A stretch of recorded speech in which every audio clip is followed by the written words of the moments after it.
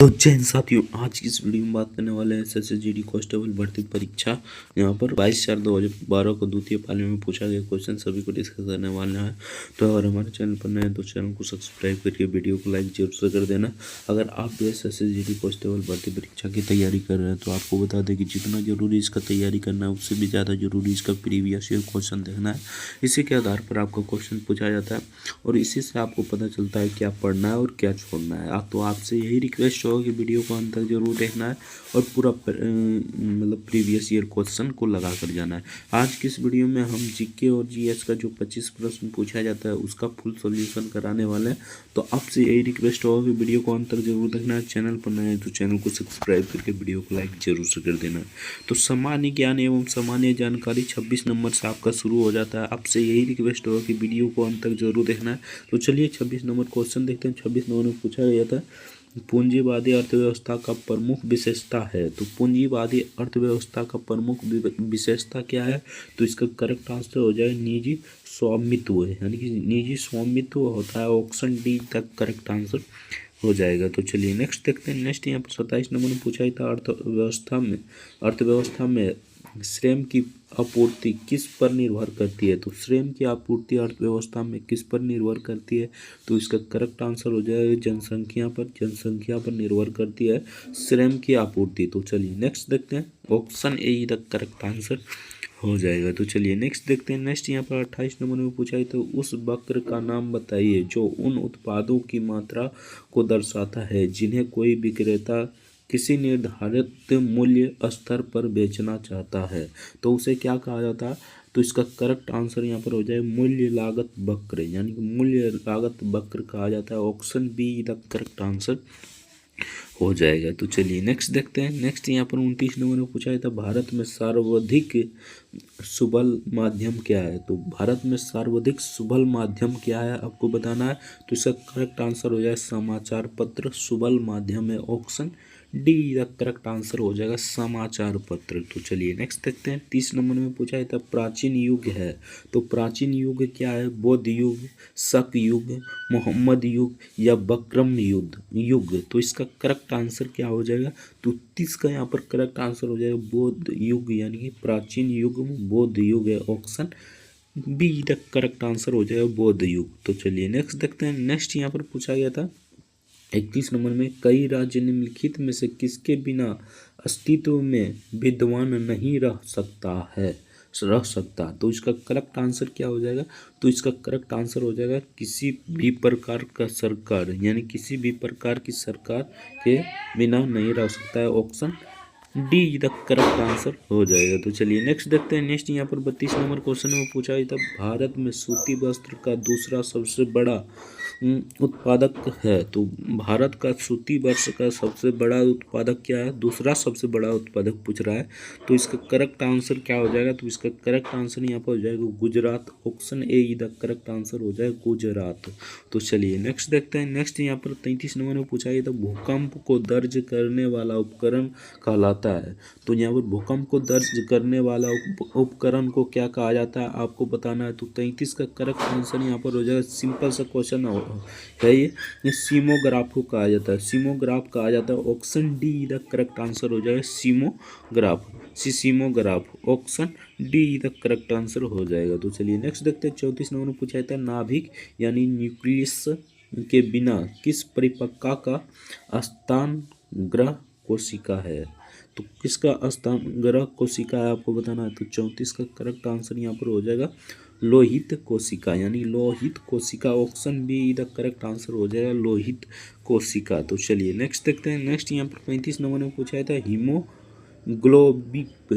Haemoglobin यानी रक्त कण रंजक द्रव में यह धातु समाविष्ट कौन सी समाविष्ट होती है आपको बताना है। तो 35 का करेक्ट आंसर यहाँ पर हो जाएगा ऑप्शन सी, यानी लोहा हो जाएगा। Option see the correct answer हो जाएगा। तो चलिए नेक्स्ट देखते हैं। 36 नंबर में पूछा था हम भारत का लौह पुरुष किस किसको कहा जाता है, यानी किसको कहते हैं। भारत के लोह पुरुष किसे कहा जाता है, आपको बताना है। तो 36 का करेक्ट आंसर हो जाएगा यहाँ पर सरदार वल्लभ भाई पटेल को, यानी कि option D the correct answer हो जाएगा, सरदार वल्लभ भाई पटेल। तो चलिए नेक्स्ट देखते हैं। नेक्स्ट यहाँ पर पूछा था 37 नंबर में, सिख नेता कहलाती है। तो सिख नेता क्या कहलाती है, आपको बताना है। अकाली कहलाती है, सिंह दल कहलाता है, यानी या खालसा कहलाता है, या गुरुद्वारा कहलाता है। तो इसका करेक्ट आंसर क्या हो जाएगा, तो 37 का यहाँ पर करेक्ट आंसर हो जाएगा खालसा, यानी कि खालसा हो जाएगा। Option see the correct answer हो जाएगा खालसा। तो चलिए नेक्स्ट देखते हैं। नेक्स्ट यहाँ पर 38 नंबर में पूछा गया था, वायु के प्रदूषण के लिए उत्तरदायी सर्वाधिक सामान्य कारण है। तो सामान्य कारण क्या है, carbon dioxide, carbon monoxide, sulphur dioxide या धुआं। तो इसका करेक्ट आंसर क्या हो जाएगा, तो इसका हो जाएगा कार्बन मोनोऑक्साइड, यानी कि option be the correct answer हो जाएगा कार्बन मोनोऑक्साइड। तो चलिए नेक्स्ट देखते हैं। नेक्स्ट यहाँ पर 39 नंबर में पूछा था, औद्योगिक क्रांति के फलस्वरूप यह हुआ है। तो क्या हुआ है, वनों का संरक्षण हुआ है, प्रदूषण में बढ़ोतरी हुई है, वन जीवों का संरक्षण हुआ है। तो क्या हुआ है आपको बताना है। तो 39 का करेक्ट आंसर हो जाएगा यहाँ पर ऑप्शन बी, प्रदूषण में बढ़ोतरी हुई है, यानी औद्योगिक क्रांति के फलस्वरूप प्रदूषण में बढ़ोतरी हुई है। Option be the correct answer हो जाएगा। तो चलिए नेक्स्ट देखते हैं। नेक्स्ट यहाँ पर पूछा गया था 40 नंबर क्वेश्चन है, दूध को दही में परिवर्तन करने की प्रक्रिया कहलाती है। तो सिंपल सा क्वेश्चन है, क्या प्रक्रिया कहलाती है, तो आपको बताना है। तो 40 का करेक्ट आंसर हो जाएगा यहाँ पर खमीरीकरण, यानी खमीरीकरण, यानी कि खमीर उठाना। Option see the correct answer हो जाएगा। और वही पूछ ले, दूध मतलब दूध को दही बन जाता है तो कौन सा मतलब एसिड से बनता है, तो लैक्टिक एसिड से बनता है, आपको याद रखना है। तो चलिए नेक्स्ट देखते हैं। नेक्स्ट यहाँ पर पूछा गया था 41 नंबर में, ऐतिहासिक एलोरा गुफाएं किसके समीप स्थित है। तो किसके समीप स्थित है आपको बताना है। ऐतिहासिक एलोरा गुफाएं किसके समीप स्थित है, यहाँ पर पूछा गया था। 41 का करेक्ट आंसर हो जाएगा औरंगाबाद में स्थित है। Option D the correct answer हो जाएगा, औरंगाबाद के समीप स्थित है। तो चलिए नेक्स्ट देखते हैं। नेक्स्ट यहाँ पर 42 नंबर क्वेश्चन में पूछा गया था, भारत के नागरिक कितने वर्ष में वोट दे सकते हैं, यानी कि भारत के नागरिक कितने वर्ष में वोट दे सकते हैं, 18, 21, 22, 25। तो इसका करेक्ट आंसर क्या हो जाएगा, सिंपल सा क्वेश्चन है, 18 वर्ष में दे सकता है।